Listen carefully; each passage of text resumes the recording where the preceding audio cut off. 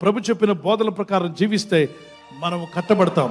ప్రసంగి 12 ఆఖరి వచనం చెప్తుంది, మానవ కోటికి ఇదే విధి.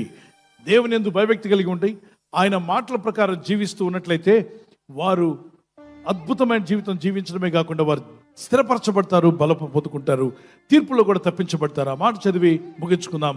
మానవ కోటికి ఇదే విధి అన్నాడు. మహాత్మా గాంధీ గారు అన్నారు, క్రైస్తవులు, క్రీస్తు అంటే నాకు చాలా ఇష్టం, క్రీస్తు అంటే ఆయన బోధలు అంటే చాలా ఇష్టం. క్రీస్తు బోధలు ఒక క్రైస్తవులకు మాత్రమే కాదు, సర్వమానవ కోటికి అవసరమైన బోధలు క్రీస్తు బోధలు అని చెప్పన్నాడు.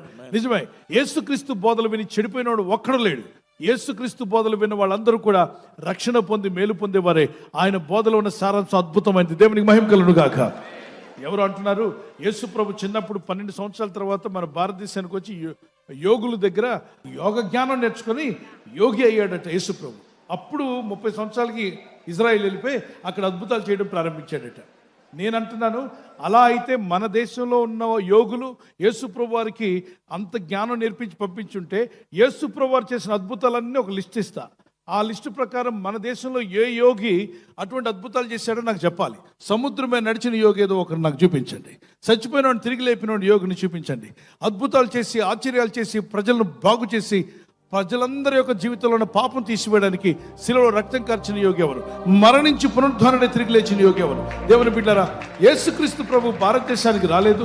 యేసుక్రీస్తు ప్రభు వారు భారతదేశంలో ఏదో నేర్చుకొని పోలేదు.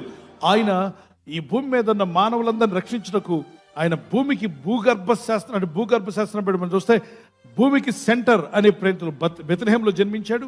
భూమి అంతటికి మిడిల్ ఈస్ట్ అంటాం కదా, మధ్య ప్రాంతంలో ఆయన జన్మించి శిలువలో ఆకాశానికి భూమికి మధ్యలో రక్తం కార్చుడు ద్వారా ఇది ప్రపంచ ప్రజలందరికీ సువార్త పంపించడానికి ఆయన శిష్యులను భారతదేశంలో ప్రజలను రక్షించడానికి ఆయన సొంత శిష్యుడైన తోమాను భారత గడ్డకు పంపించాడు. ఆయన దగ్గర 3.5 సంవత్సరాల ట్రైనింగ్ అయిన తోమా భారతదేశానికి వచ్చి సువార్త చేశాడు. భారతదేశంలో 2000 సంవత్సరాలప్పుడే 2000 చూపించండి, 2000 సంవత్సరాల క్రితమే క్రైస్తవ్యం భారతదేశంలో అడుగుపెట్టింది. క్రీస్తును నమ్ముకున్నారు మన భారతీయులు చాలా మంది. ప్రభు నమ్మి ప్రార్థన చేశారు. అప్పటికి బ్రిటిష్ వాళ్ళు లేరు, వాస్కో డి గామా లేడు, అప్పటికి ఫ్రెంచ్ వాళ్ళు మన దేశానికి రాలేదు, పోర్చుగీస్ వారు మన దేశానికి రాలేదు. ఎవరు రాకముందే మన భారత గడ్డకు సువార్తను పంపేడు నా యేసయ్య. అంటే అన్ని దేశాలను ప్రేమించిన దేవుడే భారతదేశాన్ని కూడా ప్రేమిస్తున్నాడు. నమ్మితే గట్టిగా దేవునికి స్తోత్రం చెల్లిద్దామా? Praise the lord. దేవుని ప్రజలారా, ఈరోజు ప్రజలు చెప్పే మాటలు విని మోసపోకండి. రకరకాలుగా తెలిసి తెలియకేవో వాగుతూ ఉంటారు. ఆ వాగుడు మనకు అవసరం లేదు. కొందరు తాగుబోతులు, కొందరు వాగుబోతులు. వాగుడు మనకొద్దు, మనకు సత్యం కావాలన్న వారు చేతి దేవునికి స్తోత్రం చెప్పగలరా? సత్యమైన ప్రభుని వెంబడిద్దాం, ప్రార్థన చేసుకుందాం. ఈ మాట చదివి ప్రార్థన చేసుకుందాం. ఇదంతా వినిన తర్వాత తేలిన ఫలితార్థం ఇదే, దేవుని యందు భయభక్తులు కలిగి ఉండి ఆయన కట్టడలను అనుసరించి నడుచుచుండవలెను. మానవ కోటికి ఇదే. గట్టిగా అందరూ చదవండి. ఇదంతయు వినిన తర్వాత తేలిన ఫలితార్థం ఇదే, దేవుని యందు భయభక్తులు కలిగి ఉండి ఆయన కట్టడలను అనుసరించి నడుచుచుండవలెను. మానవ కోటికి ఇదే విధి.